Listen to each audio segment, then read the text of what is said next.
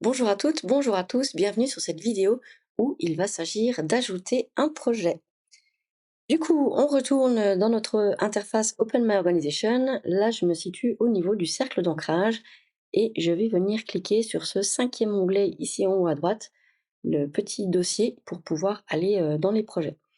Donc là, je vois déjà tous les projets en cours, des différents rôles au niveau du cercle d'ancrage, les rôles structurels, et puis le rôle production, le sous-cercle production. Et là, je peux voir un projet, le livret OMO est mis en page et je veux me rajouter un deuxième projet parce qu'il y a un deuxième livret à mettre en page. Du coup, je viens simplement cliquer sur ajouter un projet. Première chose à faire, c'est de formaliser en fait le résultat attendu. Et là, vous voyez une petite aide, donc aide à la formulation. L'objectif est atteint plutôt que atteindre cet objectif. Donc, le livret jugement majoritaire est mis en page.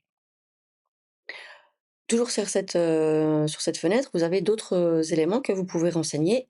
Par qui, est proposé ce projet? Du coup, bah, c'est moi-même parce que je suis connectée avec mon login dans OMO, mais je peux choisir en fait depuis quel rôle, ou non spécifié, je, propose ce projet. À qui est-ce que je le propose? À moi en l'occurrence ou à une autre personne du cercle. Vous avez ici la petite, case à cocher «Activer le suivi». Ça va permettre de faire apparaître le projet, dans la revue des projets de la réunion opérationnelle.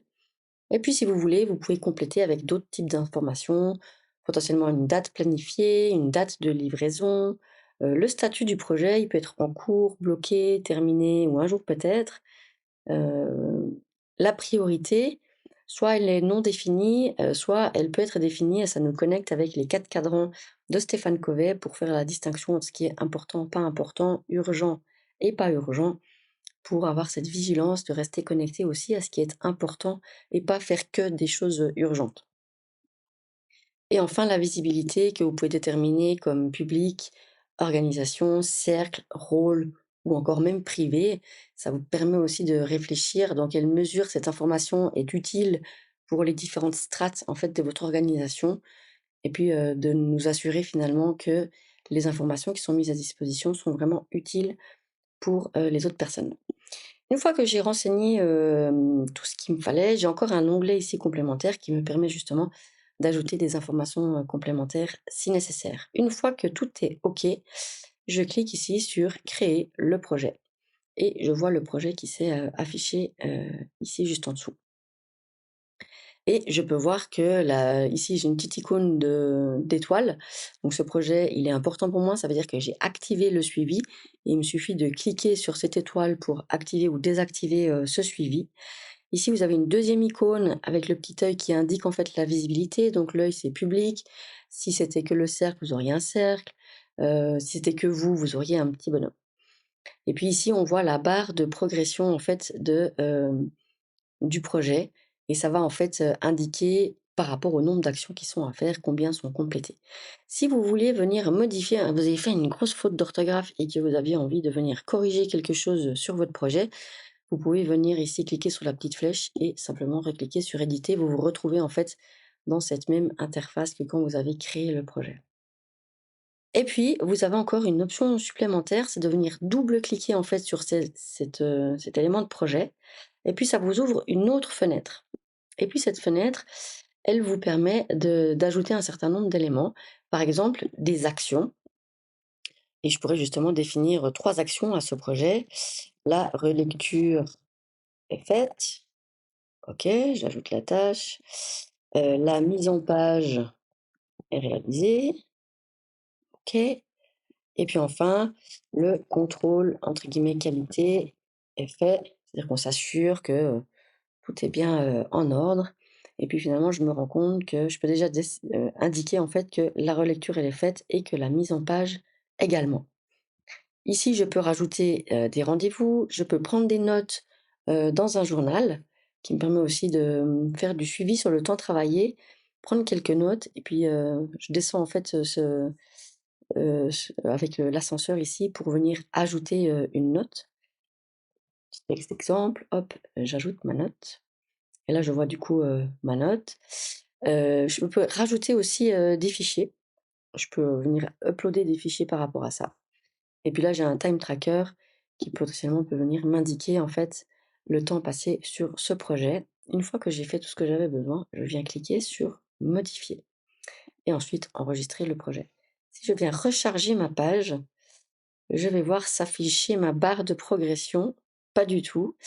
Alors, je vais aller voir pourquoi et nous avions réalisé la dernière fois qu'effectivement, ceci n'avait pas été, pris en compte, que les 2 tâches avaient été réalisées et donc là, je vois ma barre de progression, le livret, jugement majoritaire, le projet est déjà avancé pour 2/3.